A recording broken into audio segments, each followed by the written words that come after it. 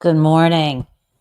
Thank God it's Friday because it's been a hard week here at Gen Taub Live in that we are together trying to face the pieces of the puzzle that indicate that Donald Trump was extremely close friends with Jeff Epstein, that they appeared to compete over the attention of young women and possibly girls, that Donald Trump, which we already know, has a history of sexual assault and rape.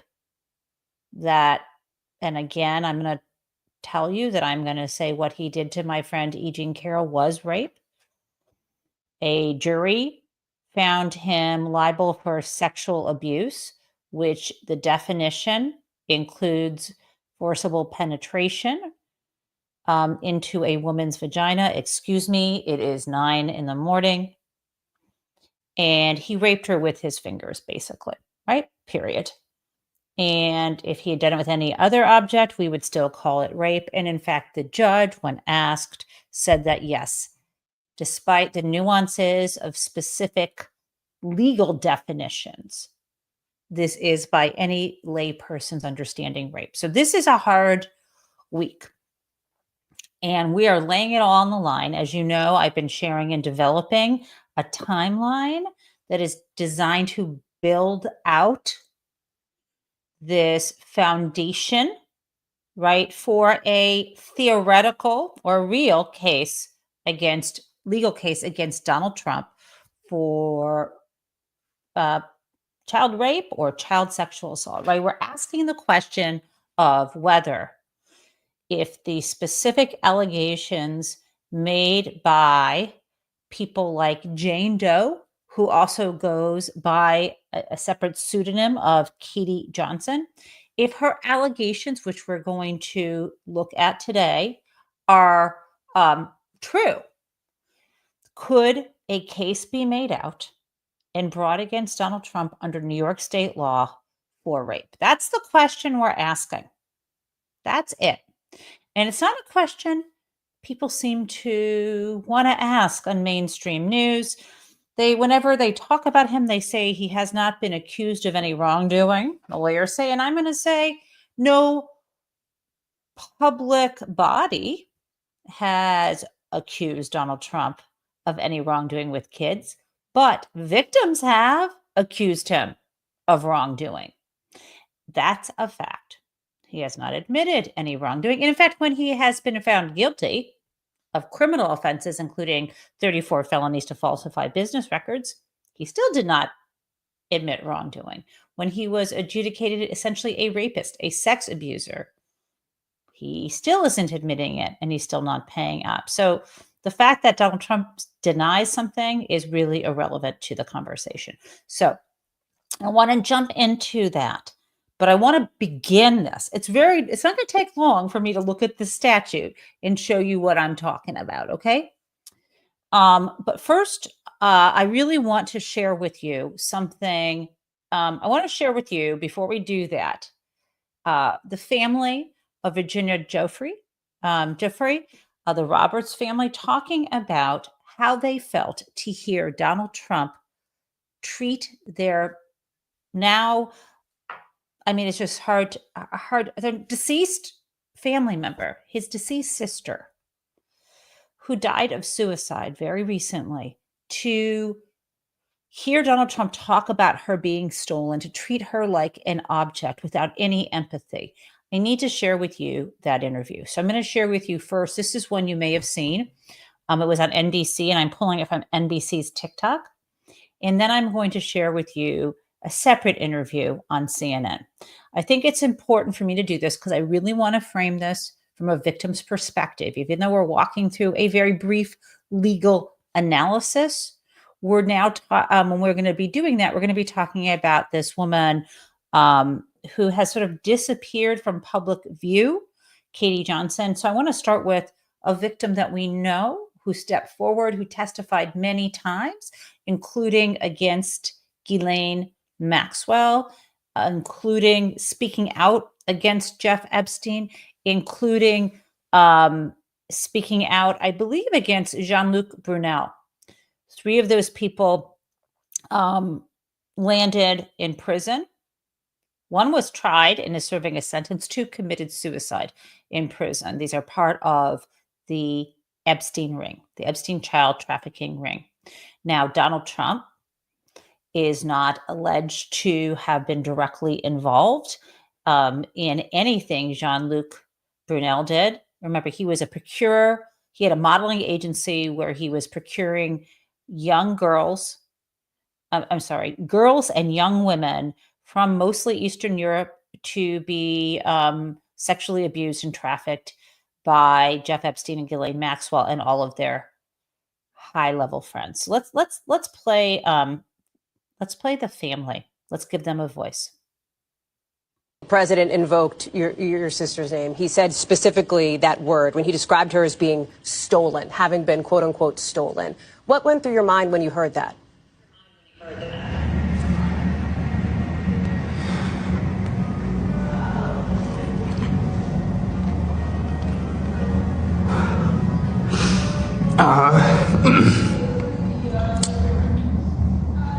I think we were shocked by it.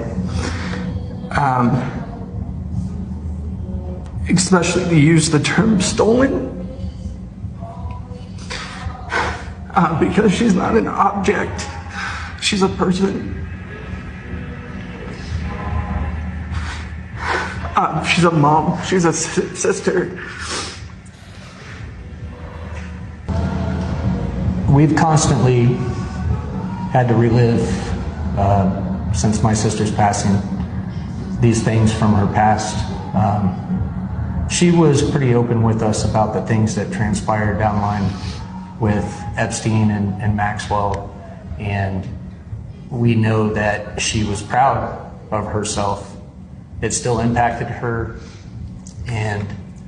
but she was proud of the work that she did to take them down.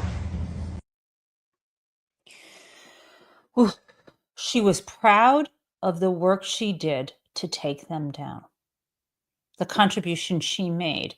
But the demons and her history of abuse was a disease that plagued her. I want to share with you, I've got another, that was a piece of the interview. Let me give you this interview on CNN. I think one for me is, when are we going to start believing survivors? I think that's a very powerful one, and it's certainly something every survivor feels. We've had the opportunity to speak with so many powerful survivors out there, and I think it's important their voices get to be heard. I think another question that I have, and it pertains to, we already talked through why Ghislaine Maxwell should not even be considered remotely by the Department of Justice to be released or get some sort of pardon. But I think the other thing that we need to speak about is, why aren't the documents being released? And so we want that question answered. We want to know, why aren't the documents being released? They deserve justice. These survivors had something taken away from them they can never get back. And it's time for these monsters to be exposed and get something they can never get back, which is their freedom.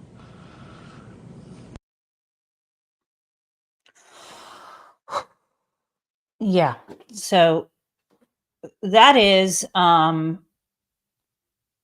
it's just really hard to hear that. And what he says is, yeah, these survivors, these victims, of course they'll suffer, but they deserve, and many of them are asking for, full exposure of these people who were involved in trafficking them. Okay, so I want to be clear, because someone in the chat just said this about how old Virginia Roberts Giuffre was when she was recruited away from Donald Trump's spot. She was not, by the way, a masseuse at that spa. She was an attendant. So I just want to share with you a picture. So it was in 2000. Virginia Roberts was 16 and she was working at Mar-a-Lago, just a spa attendant, someone who would check on people, hand them towels or what have you. She was reading a book about massage therapy, trying to learn about it, maybe thinking that could be a career for her. And by the way, massage is a legitimate therapeutic art or practice. And in fact, you at that time in Florida, apparently you needed to be either 18 years old or licensed in some way. That's designed to, I think, protect young girls. We also know that massage is sometimes used as a form of prostitution. That is not the case or should not be the case at a hotel spa, etc. At any rate, she was not even a massage therapist. She was reading a book. Ghislaine Maxwell spotted her, the 16-year-old, and told her, hey, if you're interested in that, that could be your job. And I know this really, she comes in and as Virginia Giuffre described it, she sounded like Mary Poppins. She had this lovely British accent. And for young girls in America, a beautiful woman with dark hair and very kind to you sounds like Mary Poppins. And that is a benevolent figure. Sees her, trusts her implicitly, and says, Ghislaine invited Virginia to go that night to interview with this wealthy man. And she explained that, he travels the world, he needs a massage therapist. And it was that night that they first sexually assaulted her. And for Roberts, you might wonder why she didn't try to get away at that time. And she had been previously a victim of abuse from a family member many years earlier. I'm not sure she saw as having a choice. These people were trying to gaslight her, and who would believe her? So that is who we are talking about there. Now, I want to say something else about this family. One of the brothers said that these monsters deserve to be exposed. Obviously, Ghislaine Maxwell should not be released from prison. We've talked about how she wasn't just a recruiter and a groomer, but she actually physically, sexually assaulted these girls as well. Some of age, some who were children. And the brother said, "Why aren't these documents being released?" So I want to address something that's sort of positive news. You learn when things are super serious that suddenly you find out that there might be a way, even though the Democrats don't have a majority, to use a Senate rule to force the release of this. Because you remember, there's a House committee that's already voted to try to get this, right? So there's three different things going on. We've got Mike Johnson, who has stopped the ability to have a floor vote because there is a majority. There are Republicans who would support Democrats in the House to demand the Department of Justice release this. In some form, obviously redacting victims' names. Now, there's also now the Senate. Let's talk about that, what the Senate will do. And let me just be clear. There are different people talking about releasing these documents, right? And there was a great interview I'm going to share with you with Virginia Roberts, Giuffre's former lawyer, talking about why these documents, why these files are so important.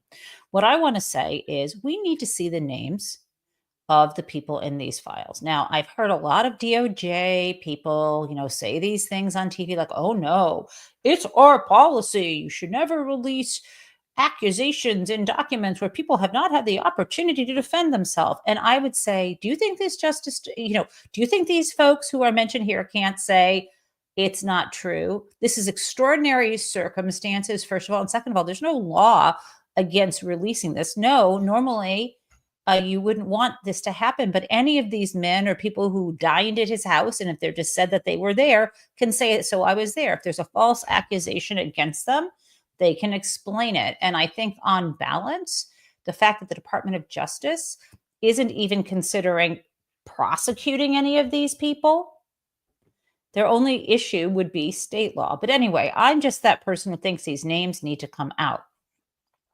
I think we need to trust these victims who were willing to speak under oath about their experiences. That's why these interviews are probably in these files. That's why these records are there. But at any rate, let me tell you what Chuck Schumer says the Senate could do. I'm going to play this for you. I didn't even know about this until it came out yesterday. Today, Senate Democrats are trying to dust off a 1920s era law they say has the legal standing to force the Trump administration to release the Jeffrey Epstein files. It's known as the Rule of Five.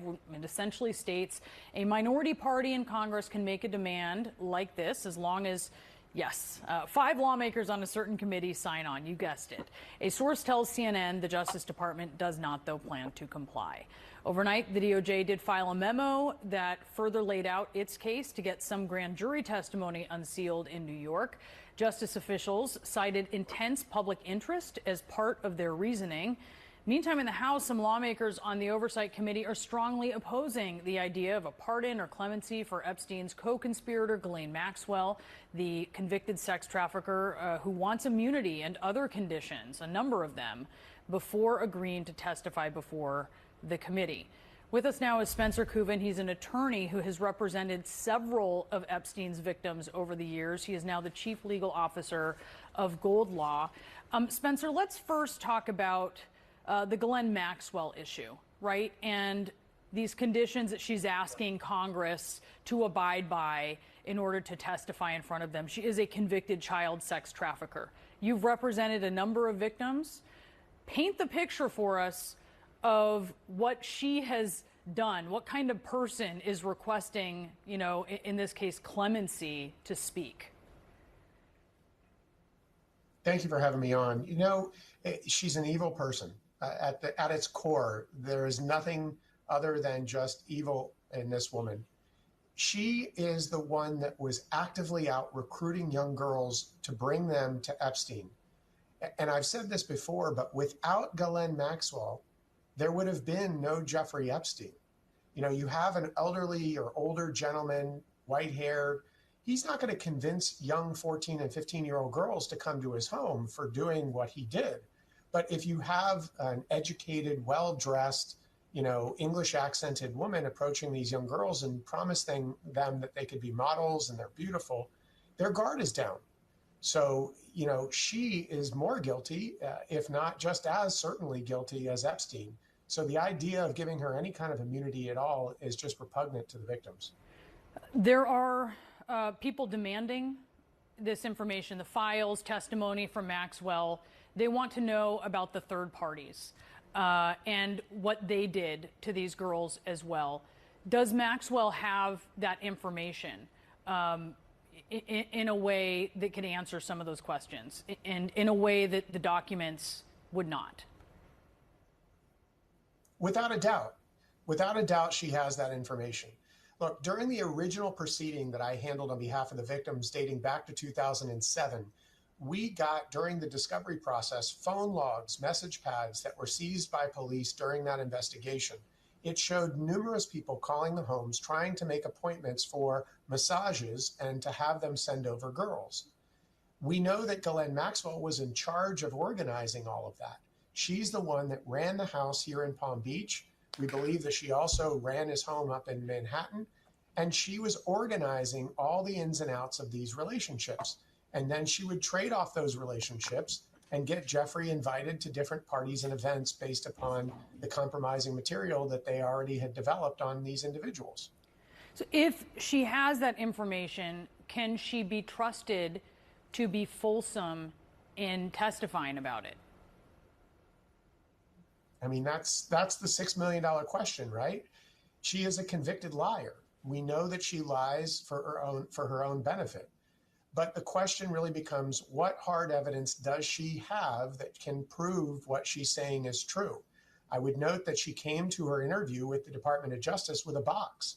What's in the box? We want to know what she kept, because undoubtedly she was concerned for her own safety and life in jail after Mr. Epstein died in jail. So she probably kept compromising material that she could trade off of and say, look, if I'm killed or I die, this stuff is going to get released. So you're someone who deposed Epstein And I will say briefly, it's a really interesting story about how you deposed him about something that upset him so badly that he cut off, or his attorneys cut off the deposition, and then you turned around and were able to file that transcript and that video such that it became public. It was incredibly embarrassing for him. But you asked some questions that really got under his skin. I wonder if you were asking questions of Maxwell, what would you ask? Well, that is a good question. The intent in going into the deposition of Epstein was to completely slay him. So you get the idea. This guy who has represented victims and we're specifically talking about Epstein. We're not talking yet about Trump, what his behavior was, and that Ghislaine knows these men's names. I want to be clear. I believe Jeff Epstein was running a business. His business, even though it was an unlawful activity, was managed by Ghislaine Maxwell. He was the main customer of his own business. He was in the business he ran was the recruitment, rape, exploitation, and distribution of girls and young women for sex. That's what he did. He ran a sex trafficking business. And what he was selling in this business was girls and young women who were groomed and would be submissive and accept being raped or trafficked. That is what he was selling. And so what do you need? Like anything else, who was his recruitment, his HR department? Well, it was Ghislaine, but that wasn't enough. Just hanging out outside of summer camps, cabins. Yes, they did that. So let me just tell you, right? Summer camps, they recruited outside of schools. And then the girls who aged out, sometimes they helped do that recruiting. We've got summer camps. We've got schools. That wasn't enough. So then there was also the modeling agency established. As you know, the modeling agency that is established to then go across the globe, especially in countries like Eastern Europe, where they had just the fall of the Berlin Wall. And there was an opportunity people thought to do well in the world, maybe come to America or Western Europe. And they were recruiting girls and young women there as to be what the product that they were selling. That's how they treated these women and girls. And then how did they do, though? It had to be a business, right? He can't just be spending all this money on the modeling agency or his upkeep of his homes. How did he, and he had to pay these girls, right? And we have evidence that he did pay these girls and women. So if he was paying them for, their labor, their illegal, their trafficking, paying them for that, he was treating them like they were prostitutes, trafficking them. And in case with girls, even worse than young women, but equally bad. They are then selling them, right? Either for money that was paid by other men, or as he was explaining here, the lawyer getting Jeffrey access to other people. So where was the money coming from, right? Were these people like Leon Black and Les Wexner who were supposedly paying Jeff to help them with these tax dodges and maybe money laundering? Was that all they were paying for? Or were they also paying to keep him quiet, right? These are the questions about Jeff Epstein, and they're legit. Layered onto that, Donald Trump and Jeff Epstein were like this. They were locked. They were best buddies. And Donald Trump, it's hard to have a friend be his friend because he's very competitive. And both of them, Jeff gets a modeling agency. Donald Trump sets up his own modeling agency. Jeff brings young women into his office, like Maria Farmer. Donald thinks she's there for him and thinks maybe she's 16. Jeff goes to a summer camp and recruits a 14-year-old. We're going to talk about this, who is then sexually abused and trafficked when she gets away later, she ends up what? Competing in one of Donald Trump's beauty contests. Okay, so we could go on and on. They lead these parallel connected lives. And we know from a 2003 birthday card, they had a wonderful secret together. Okay, now I need to share with you, just to be clear about this, Donald Trump claims, as you know, these come different things over the years. It's changed. Most recent claim is that he had a falling out with Jeff Epstein because he was stealing people, including Virginia Roberts, stealing them for his purposes. Now, this morning, Donald's claiming he doesn't know what Jeff was doing with her. Well, he sure as hell does now. And it seems like he knew then, because he was pretty damn angry that she was being stolen. And he knew, like, Jeff was using her in some way, and that he liked young girls, and he'd said that the year before. So, the year before the birthday card, I should say. So Donald Trump knows that in 2000, Virginia is stolen from him, whatever he thinks that means. He knows in 2002, as he says in an interview with New York Magazine, that Jeff likes young girls, likes them on the younger side.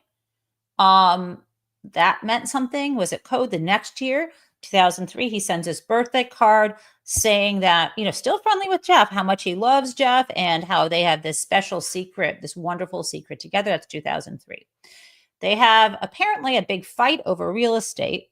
And at one point in time, that's why they said they had a falling out. But what the records show, Donald said that he banned Jeff Epstein from Mar-a-Lago because he was stealing people. Turns out Jeff Epstein was still going to Mar-a-Lago up until 2007, when he ends up into that, when he's being investigated and ends up in that plea deal and then going to prison in Florida. So no, there was not in 2000 some kind of rift that separated them. He didn't really care that much about Virginia. I'm going to play this for you. There is an author of a book on Epstein spoke out on CNN about this very topic. And research shows from investigative reporting from the Miami Herald that Jeffrey Epstein was actually still on the Mar-a-Lago membership logs up to 2007. Okay, so Trump was still getting money from Jeffrey Epstein up till 2007. Jeffrey Epstein was still paying for his membership at Mar-a-Lago, according to the Miami Herald. And that, of course, is a year after Jeffrey Epstein's arrest in Florida in 2006. So if he kicked him out for being a creep, yes, that would have even been a year after that would have been established through a legal suit. Correct. And there's been other. Okay. Right. So that's the deal. Now, I'm going to jump now for a moment.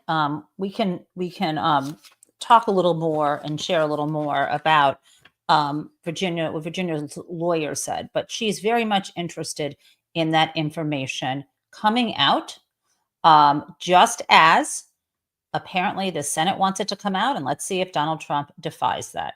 Now, I want you to listen to Donald Trump's response to the family before we get into a couple other things happening with Donald Trump, and then we will get into the legal analysis of whether a case could be brought against Donald Trump for his behavior in connection with Katie Johnson. Let's play this. So the family of Virginia Giuffre released a statement overnight in response to some of the comments that you made this week. You said that Jeffrey Epstein stole people from Mar-a-Lago. At the time, did you know why he was taking those young women, including Virginia? No, I didn't know. I mean, I would figure it was ABC fake news that would ask that question, one of the worst. Of course, when he doesn't want to answer a question, he attacks. This is his MO. He attacks the person asking it. If you did that at work, if I did that to my students, how long do you think you would last? Even if you were saying that about something perfectly innocuous. So he attacks the questioner, but it wasn't just ABC News. She was asking about Virginia's family. Has he ever chosen? I mean, someone who's not guilty would say is what Jeff Epstein did to her and other girls and women is disgusting. I am glad that the Justice Department, when I was president in my first term, charged him. Unfortunately, he died in prison, is what Donald should say, because it would be great if he could have gone to trial. Maybe we would know more when the victims came forward. No, he doesn't say that because he keeps wanting this Jeff Epstein thing to go away. He's never shown sympathy for any victims, only ownership. Let's continue. But no, I don't know really why. But I said if he's taking anybody from Mar-a-Lago, he's hiring or whatever he's doing. I didn't like it, and we threw him out. Hiring or whatever he's doing. Donald Trump thinks it's morally equivalent to recruit someone away, let's say, to be in charge of landscaping of his property as it is for child rape. This man is a monster. We said we don't want him, at the place. This is a story that's been known for many years, as you know. It's a story that's been known for many years, is what he's saying. So something that is known, therefore he's trying to say shouldn't be talked about again. How about his involvement in it? I'd like to talk about that. And also, it's relevant to talk about this because he's considering pardoning the very woman who recruited, who stole his property. And she is not property, she's a human being. Okay, so I am about to do two things and then jump into the analysis. First, yesterday, someone pointed out, this was my chart of Central Park, and someone pointed out that I said Fifth Avenue, let me just share this over here, that I had said that Fifth Avenue was on the west side of the park. Obviously, I meant east. This is east, this is west. I'm not sure why I said that. So you have Donald Trump's home here on Fifth Avenue, and then you have right off of the park on 71st Street, you had Jeff Epstein's home. This was walking distance. What is it? Is it like 10 north-south blocks is a mile? So 55th, you walk just, I don't know. What is it? Like it's walking. I feel like it's walking distance. Donald Trump could zip up in a car, obviously with his chauffeur. Okay. So let me do this other thing. Because just I got to correct a couple things, and I fixed them yesterday. So one thing I want to correct from the timeline, just to be clear, is I've showed you this photo. At one point, I thought this was an airplane because I looked at it too quickly. This was actually a photo from a restaurant in the early 1990s. Could have been 1990, could have been a couple years later. And this is with Donald Trump. It's when, it's probably before he married Marla Maples. So at the time he's divorced from Ivana. He's got the kids out at this restaurant. Maybe, I think it was a restaurant opening. He's got Don Jr. to his right. He's got Ivanka there, and there's Ivanka sitting right there next to Jeff Epstein. So to clarify that, I wanted to tell you that. What I also wanted to tell you is I've got a couple more things. When I want to zero in right now on the time frame, so we can talk right now about Katie Johnson's allegation. And it seems like there's something happening the summer of 1994. That seems summer of 1994. That seems pretty disgusting with both Epstein and Trump. And I just want to say, you might think about what was happening in Donald Trump's life around that time. And just to give some context, Marla and Donald are married in 1993, and Tiffany, their child, was born in October of 1993. So we're talking about they've got a little baby at home in the summer of 1994. And it does seem to be Donald Trump's pattern when there's a little baby at home, same thing happened with Barron, to go out on the town, leaving, his wife at home. So I want to share with you, give you some context just from that time frame. So some new news has come out about one of, not new news. It was out, but people are paying attention to one aspect of it, which is as follows. There is, we're going to talk about Katie Johnson in a second, but something happened that same summer. The summer of 1994, when Katie Johnson alleges that both Donald Trump and Jeff Epstein raped her in New York, at the mansion where Epstein lived. That same summer, there was testimony at Ghislaine Maxwell's trial from a victim who goes by the name of Jane. And it was the summer of 1994 when Jeff Epstein and Ghislaine Maxwell were up in Michigan. And so I'm giving you Michigan's hand here, over on the west side of Michigan at a place called, or up in Traverse City, I think is where Camp Interlochen is. And they were there. This is a summer arts camp. It's also a boarding school. Talented actors, musicians, and so on, writers would go there as young kids. And they visited up there because they were huge patrons. And he even had a cabin of his own, sort of near campus, and then some sort of other, official building. And they recruited a girl named Jane there. And it turns out they were talking to her. And in the conversation, they find out that she also is from exactly where they are, Palm Beach, that her father had just died of cancer. He was a musician, and that left her vulnerable with her single mom, who was not as attentive as she maybe should have been. Not blaming the mom, just describing what Jane had to say. So I'm going to give you that right now, and here we go. So this is an excerpt from the Daily Beast, or it could be actually an excerpt from another article. A lot of different places wrote about this.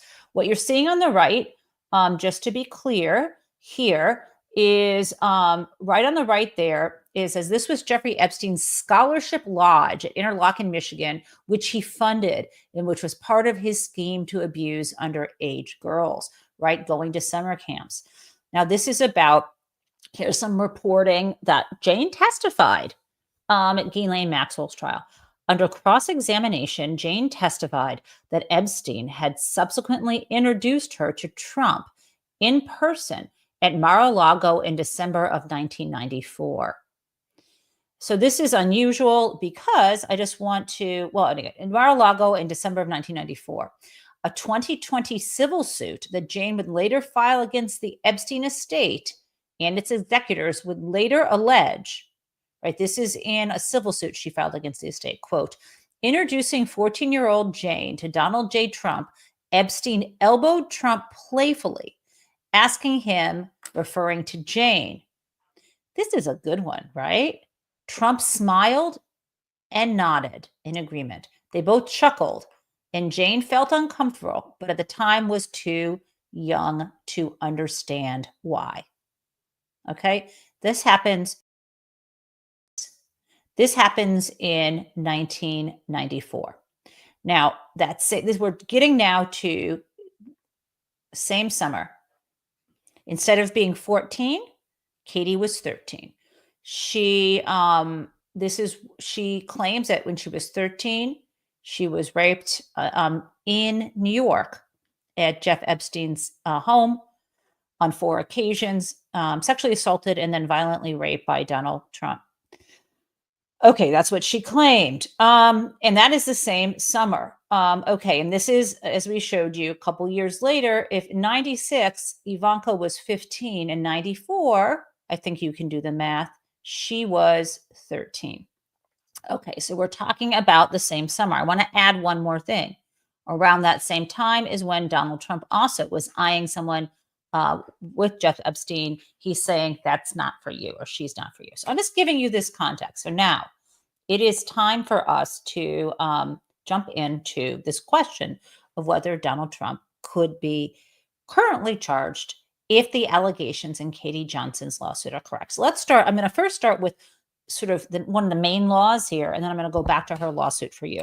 Now, I want you to remember that she brought a civil case against Donald Trump, but to bring a civil case similar to what E. Jean Carroll did, alleging rape or sex abuse and so on, you reference in this civil case saying these were harms to you, you have to reference the state criminal statutes. So first, let's take a look at the statute of limitations. That means, is there a time frame by which under New York law, this would have to be charged? And this is not deep legal research. This is not legal advice, right? This is me just laying the basics down. If I were actually going to dig further into this, which I will, I would look at the case law interpreting this statute. I would actually do more. So we're starting at the surface, just like you could, like an investigator, even without a law degree, right? We're walking through this now. So let's do share the screen.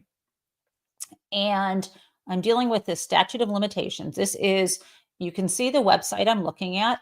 This is a NewYorkCourts.gov website. And what I'm showing you is it says, okay, so this is statute of limitations. Statutes of limitations are laws which say how long after certain events a case may be started based on those events. This is a simple statement. Sometimes the statutes of limitations, let me just pop in here. Sometimes things are based on when you knew or should have known. I'm keeping it super, super simple here. Okay, so let me let you see this better at this point.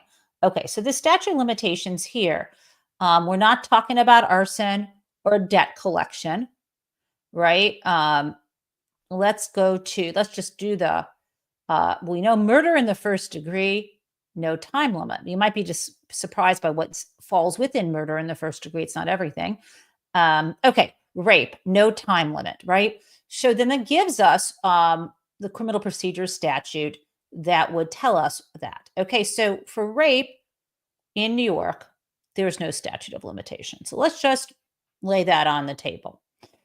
Now, I'm going to, before we go right back into the civil complaint filed, but then dropped in 2016 from Katie Johnson, I want to now look at the actual statute in New York, the penal code, just regarding one of the claims she makes. And so let's look here. Let's pull that up. Thanks for bearing with me. Here we go. Okay. So right here, I am looking here. And they say this is current. This is a website, findlaw.com.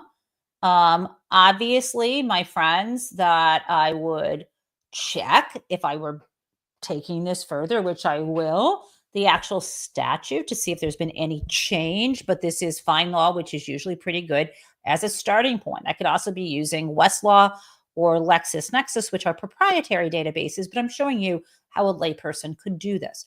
So this says New York Consolidated Laws, and this is Penal Code 130.05, sex offenses, lack of consent.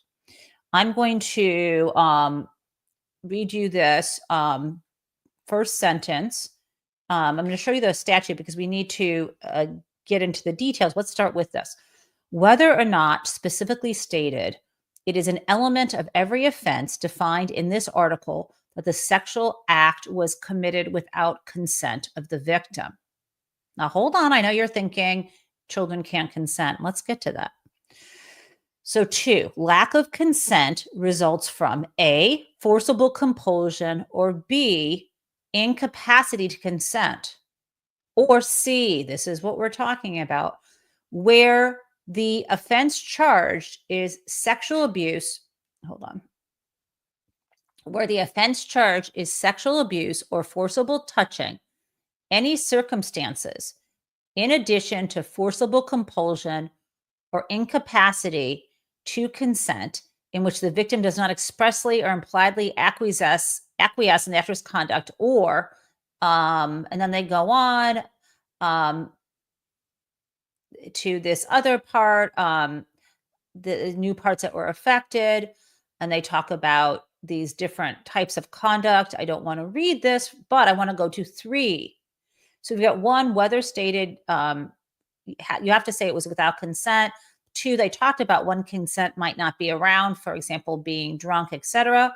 Now, let's look at this. A person is deemed incapable of consent when he or she is A, less than 17 years old, or B, mentally disabled, or C, mentally incapacitated, or D, physically helpless. And then they go on from here. Okay. So I just want to make this clear, right? This is telling us this very basic topic. So we know that what we know now is if what Katie Johnson is saying is true. And I know I'm not right now, I'm not talking about Jane, because Jane only involved Epstein in terms of Epstein and Maxwell in terms of the rape. Here we have wait, hold on. Let me just share this with you again. I think I've got to get into that statute to talk about because they don't define here exactly what rape is. And unfortunately, I think that given all this discussion, we have to deal with that. Okay, so let's be clear. There are different definitions of they're saying of rape. We have to, they talk about the different levels of it. And I just feel like at this moment, I don't want to get into the technicalities right now because the allegation in this complaint is no question rape. So I'm not saying that it happened, but I'm saying we're basing this. I'm just looking at one statute for you here. And the one statute's telling you is being under the age of 17 means you can't give consent. So that would be Katie Johnson. Again, if those allegations are true, the ones that she put in the complaint and swore to and had 2 witnesses for.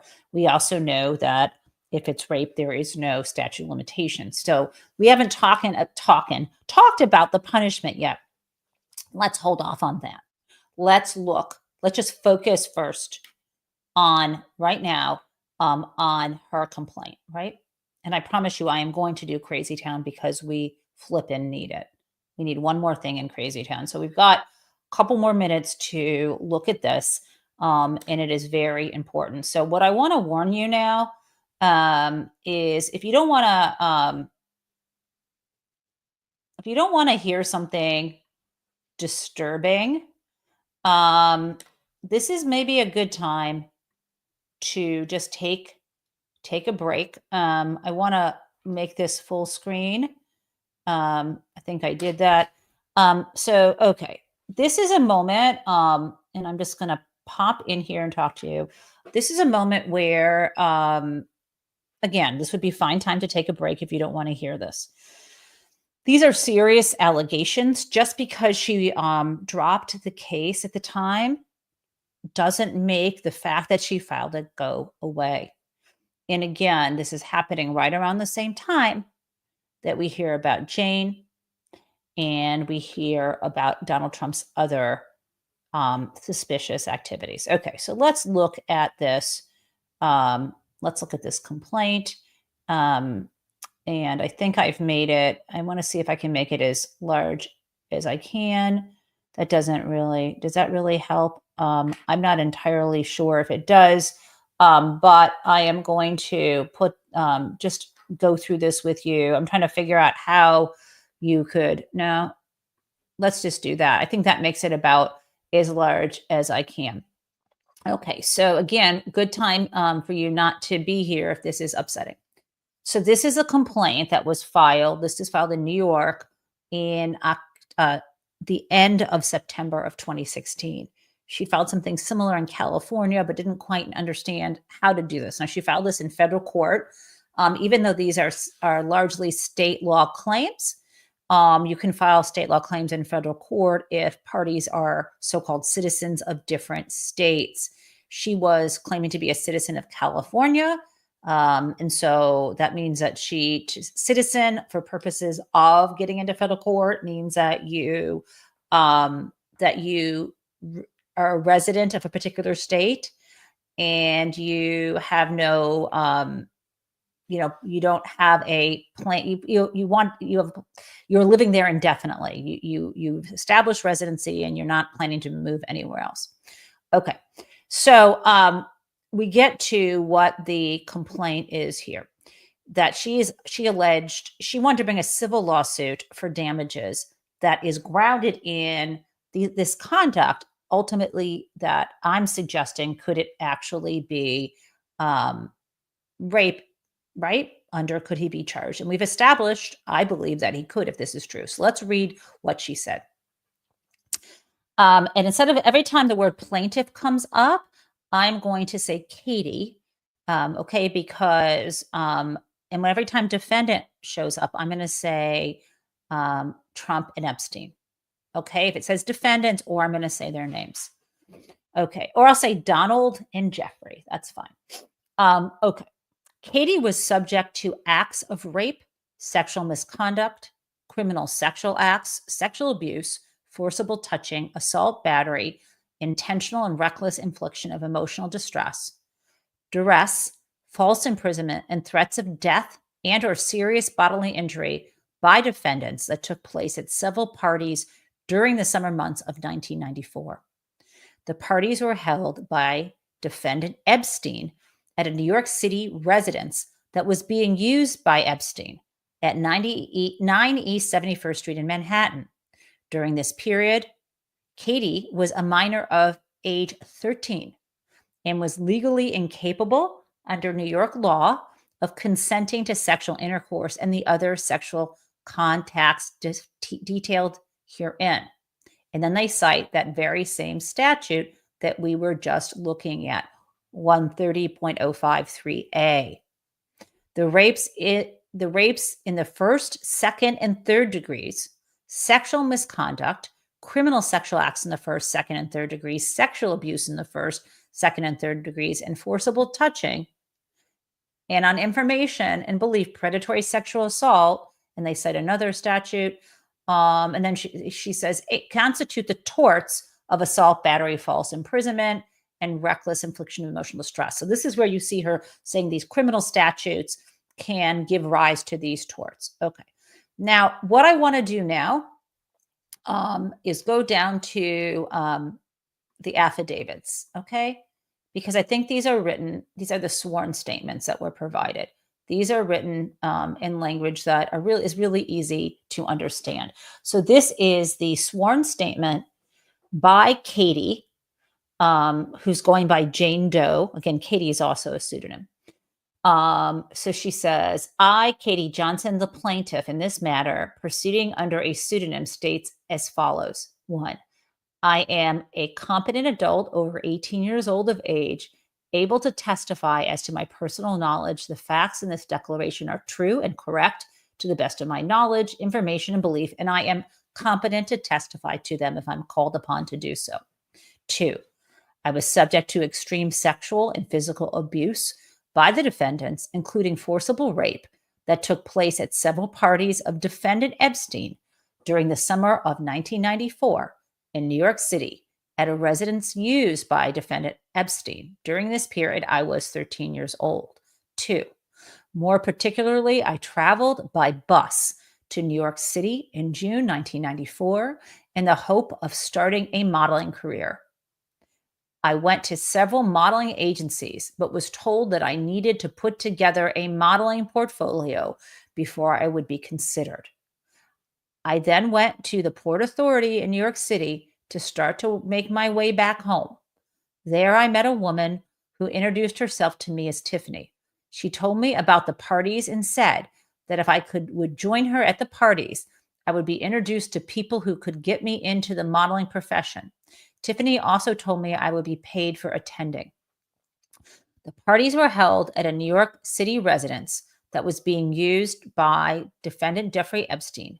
Each of the parties had other minor females and a number of guests of Mr. Epstein, including defendant Donald Trump, at 4 of the parties I attended. I understood that both Mr. Trump and Mr. Epstein knew that I was 13 years old. 5, defendant Trump had sexual contact with me at 4 different parties in the summer of 1994. On the fourth and final sexual encounter with Defendant Trump tied me to a bed, exposed himself to me, and then proceeded to forcibly rape me. During the course of this savage sexual attack, I loudly pleaded with Defendant Trump to stop, but he did not. Defendant Trump responded to my pleas by violently striking me in the face with his open hand and screaming that he would do whatever he wanted. 6. Immediately following this rape, Defendant Trump threatened me that were I ever to reveal any of the details of Defendant Trump's sexual and physical abuse of me, my family and I would be physically harmed, if not killed. Defendant Epstein had sexual contact with me at 2 of the parties that summer. On the second occasion, Defendant Epstein, in that second occasion involving Defendant Epstein forced himself upon me and proceeded to rape me anally and vaginally, despite my loud pleas to stop. Defendant Epstein then attempted to strike me about the head with his closed fist while he angrily screamed at me that he, Defendant Epstein, should have been the one who took my virginity, not Donald Trump, before I finally managed to break away from Defendant Epstein. Immediately following this rape, just like Defendant Trump, Defendant Epstein threatened me not to ever reveal any of the details of Defendant Epstein's sexual and physical abuse of me, or else my family and I would be physically harmed, if not killed. Both Epstein and Trump had let me know that each was a very wealthy, powerful man and indicated that they had the power, ability, and means to carry out their threats. Indeed, Trump stated that I shouldn't ever say anything if I didn't want to disappear like Maria, a 12-year-old female that was forced to be involved in the third incident with Trump, and that I had not seen since that third incident, and that he was capable of having my whole family killed. 10. The duress imposed on me by defendants not to ever reveal any of the details of the sexual and physical abuse caused to me by defendants has not terminated, and the fear it has instilled in me has not subsided. Unfortunately, making matters worse for me, I was subjected to daily painful reminders of the horrific acts of Trump via mass media coverage of him starting last summer. Over a short period of time became continuous and unavoidable. That was when he was running for office, guys. The duress has prevented me from starting litigation before this year. However, as soon as I surfaced, I received threats. More specifically, shortly after my first complaint was filed in California, I started to receive threatening phone calls on a cell phone that I owned. The calls were never for more than 20 seconds or so before they hung up, and they were always from a blocked or unavailable phone number to my call or ID feature. Since I've changed phone numbers, the threatening calls have completely stopped. 12. The litigation involves matters that are highly sensitive and of personal nature, and I believe that identification of me would pose a risk of retaliatory physical harm to me and to others. 13. I have no reason to believe the defendant's threats have ever been lifted or will ever be lifted, and so I request the court issue an order protecting me and my family from harm. So she signed this June 18th in 2016. This was her affidavit that was signed signed and submitted under penalty of perjury, right? Secondly, we've got a second affidavit here and submitted to the court record. That's why I'm reading it. This was I, Jane Doe, a pseudonym, state as follows. 1, I am a competent adult over 18 years of age, able to, anyway, so she talks about who she is. 2, in the 1994 through 95 school year, I was told by the plaintiff in Jane Doe versus Trump and Epstein that the plaintiff was subject to sexual contact by Trump and Epstein at parties in New York City during the summer of 1994. And then we have the declaration, and this also an affidavit, and this is from the person, Tiffany Doe.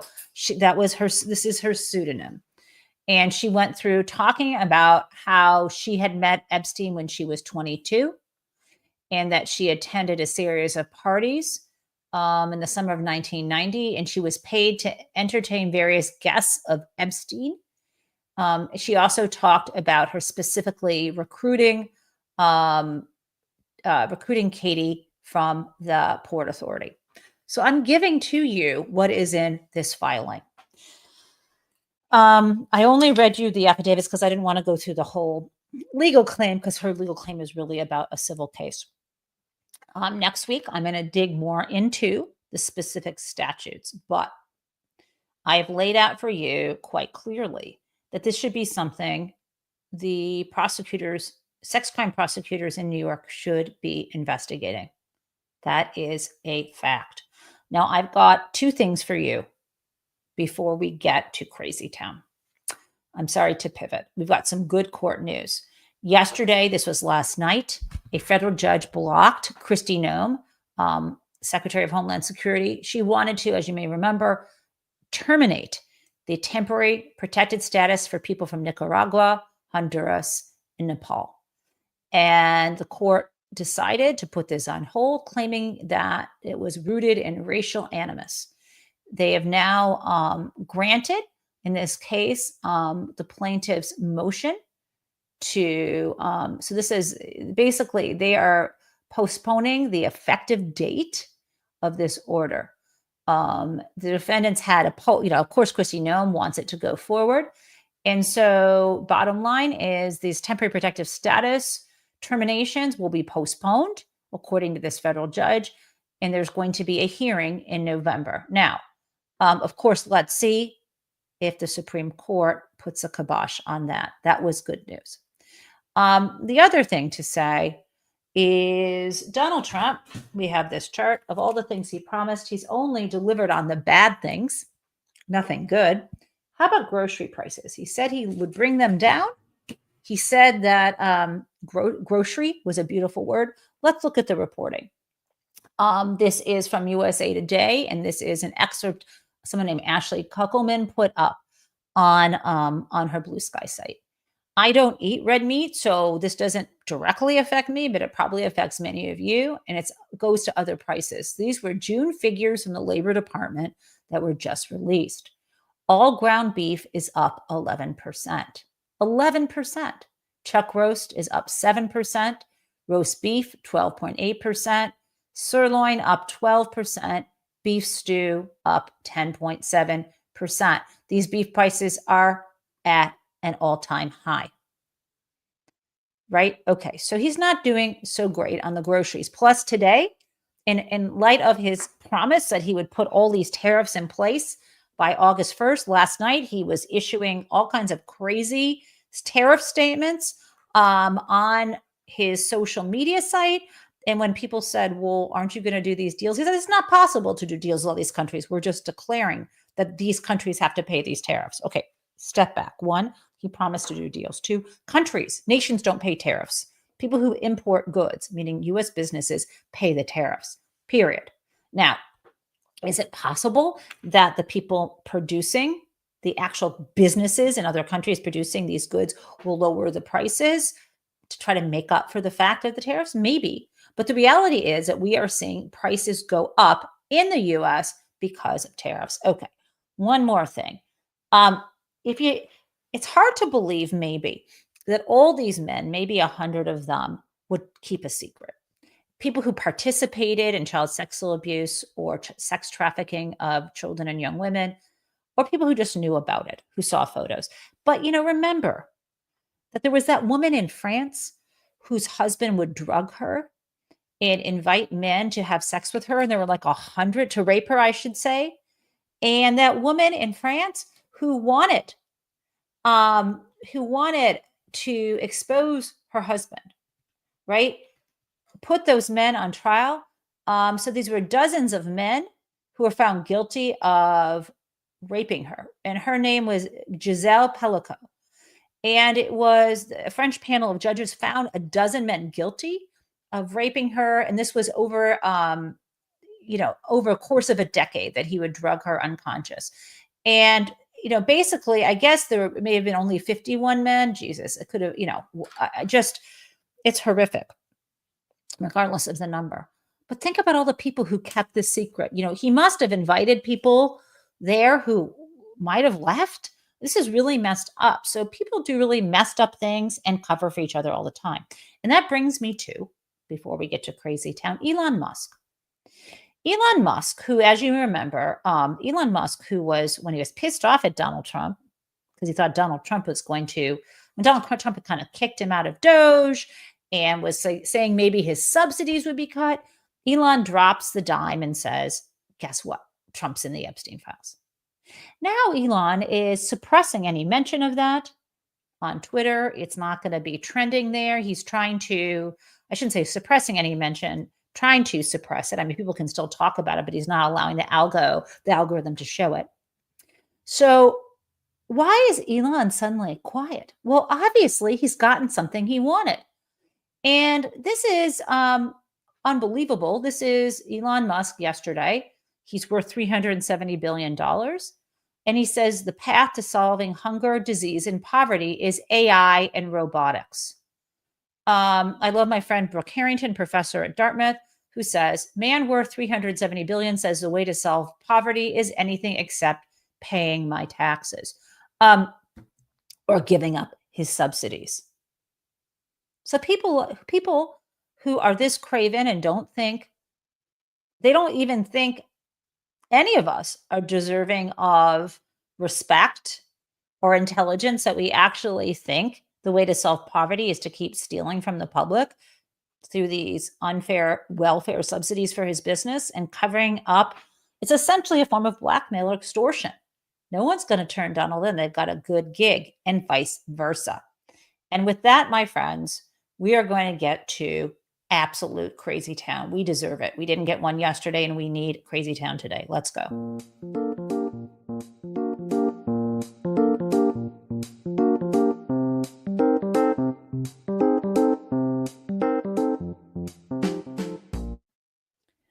Crazy town comes from a member of the Trump administration, Doug Burgum, who actually thinks we are stupid.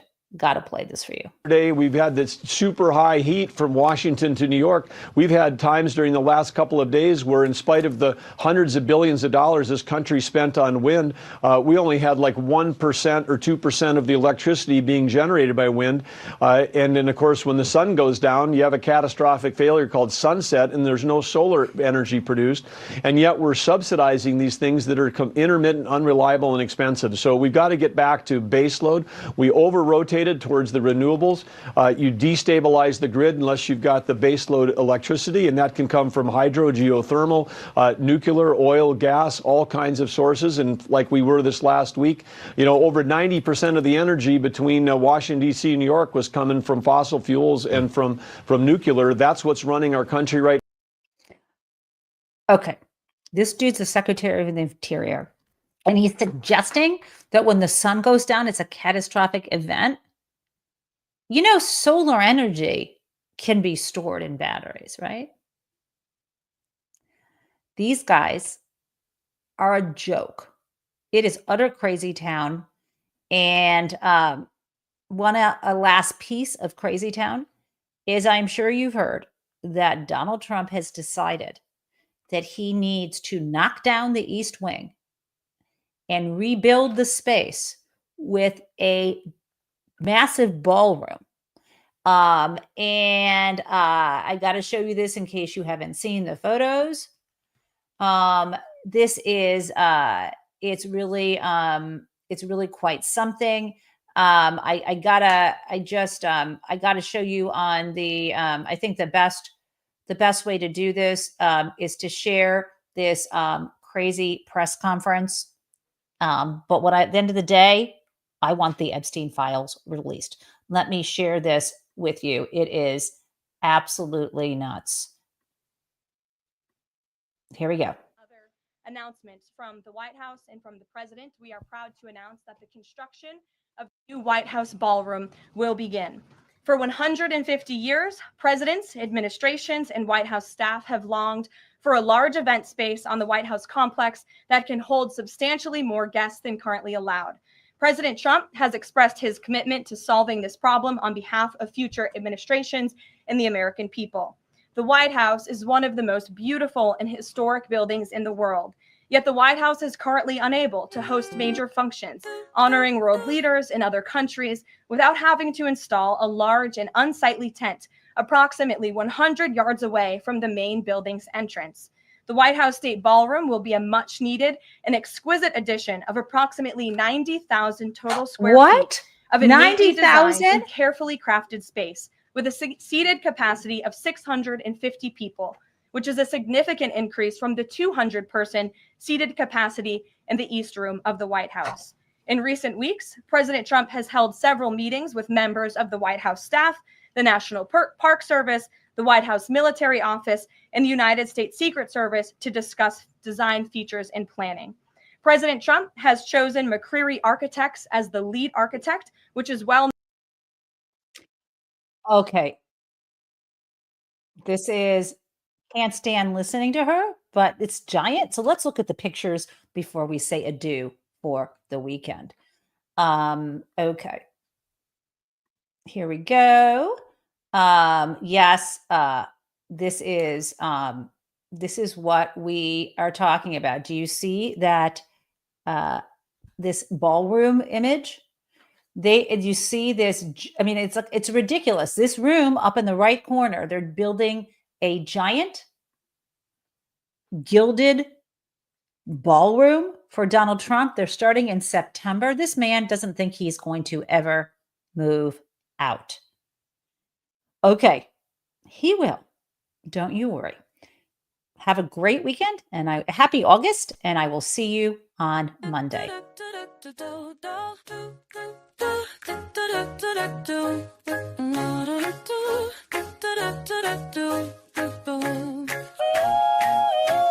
Hello, prison mates. It's the Jen Taub Show. Well, welcome everyone. Let's learn about what is happening in politics yesterday and today. There was hope, and we are together in this democracy we work for. And again, welcome to the Jen Taub Show.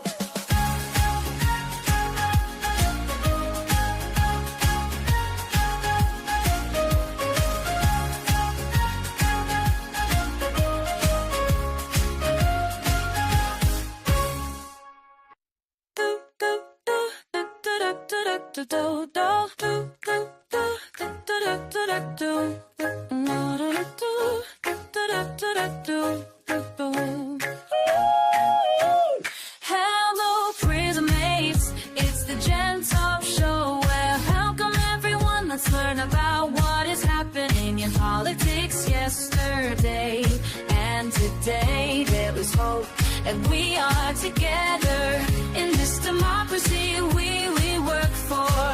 And again, welcome to the Jen Taub Show.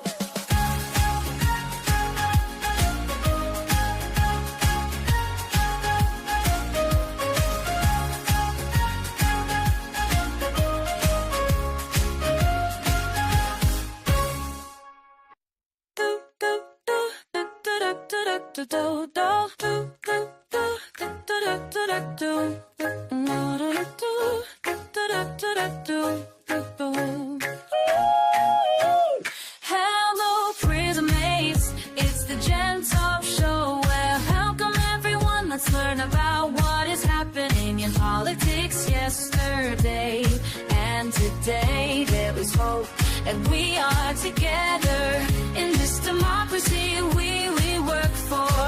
And again, welcome to the Jen Taub Show.